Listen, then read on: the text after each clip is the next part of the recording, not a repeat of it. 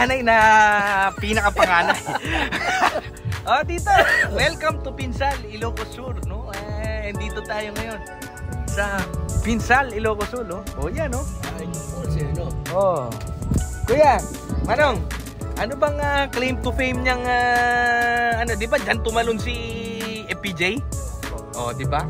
Anong pelikula 'yon? Yung kinagat ka ng isang lamok. Hindi pa. Galing, oh. Oo. Inaan niya eh. Oo. Tinutulak lang niya eh. Oh, pero 7-footer yan eh. Si Kuya 7-footer, oh. Oh, M.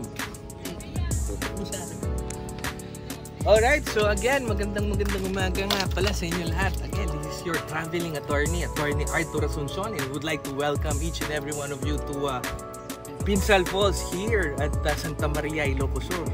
If you wanted to enjoy a very scenic place, a very wonderful body of water, and historical significance of our country, even our beloved Fernando Po Jr. used to be enjoying this place also. So together here with us is our beloved Kuya Kuya Ramon Falcon Barcelona.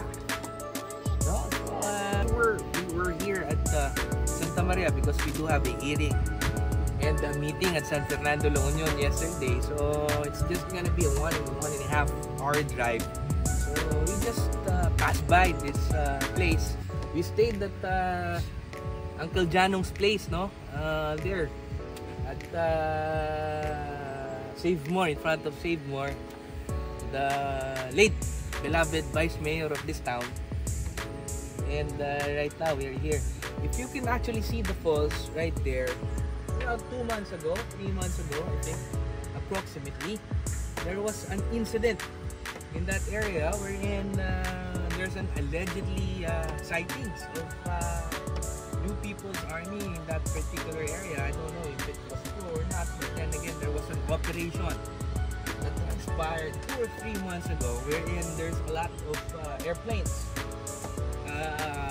pilot by the Air Force of the Philippines, and they made an operation in that area, and I think everything is already peaceful right now, and we get to enjoy this place yet again. So every time that we're going here at Santa Maria, Ilocos Sur, we always pay a visit in this lovely place, no? So again, we would like to invite everyone to go here at Pinsal Falls, Santa Maria, Ilocos Sur. It's very accessible because of the farm to market roads implemented by our government from the Bayan, from Ilocos. You could just type in your app, Waze or maps.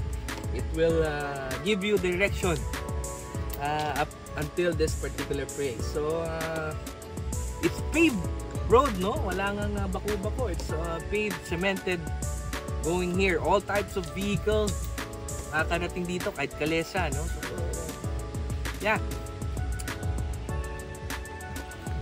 Yes, well, I'm here in Pinsal Falls. I enjoying with the companion of one of the brilliant lawyer in the field of law, Attorney Arthur Asuncion. Yeah. Well, modesty aside, I would like to also acknowledge and give my utmost respect and gratitude to the person in front of me, and that is Mr. Ramon Barcelona, no? Oh.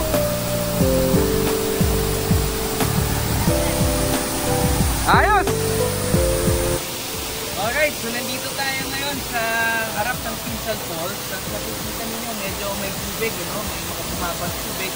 Kahit na katatapos lang ng summer, kasi every afternoon, umuulan dito sa Region 1. And so, because of that, medyo may tubig na bumabagsak, lumalagas-las dito sa ibaba naman. Dito sa may lagoon area ng falls. Kaya, gusto ko dito, pagka inano mo yan, napakaganda surrounding. Nakita mo yung surrounding. Oh, ganun, no? Kaya masasabi mo, napakaganda talaga ng gawa ng may kapal, ano? Hindi naman kayang gawin ng tao yan, eh. Yung ganyan, no? Oh, napakaganda. Alright, so, puntahan nyo rito. Maganda rito. Hindi pa crowded. We get to enjoy the entire place all by ourselves. Oh, no? Ayan yan, eh. Hindi kagaya ng mga ibang mga resort. Talagang magsiksikan kayo. Ito siguro, kayo lang, eh. No? Pero pwede ka mag-order ng buhaya nito kung gusto mo kasama mo. Oh, dito, okay, no? Dito, shout out dun sa mga hindi nakasama ngayon, no? Talaga naman, saan ka mga ngayon? Oh. Shout out kayo yan, ha? Oo. Wala, eh. Ayaw ninyo, eh. Eto, enjoy na enjoy ako. Ay, oh. Ayan, kaya gustong-gusto ko dito nung araw. Ayan. Kasama ko yung nakababata akong kapatid. Oo. Ayan, oh. The best. Okay, sige, magkita-kita tayo pagbalik namin. Oh, yung passport mo, ready mo. Nandito tayo sa Peru. Oo. Oo.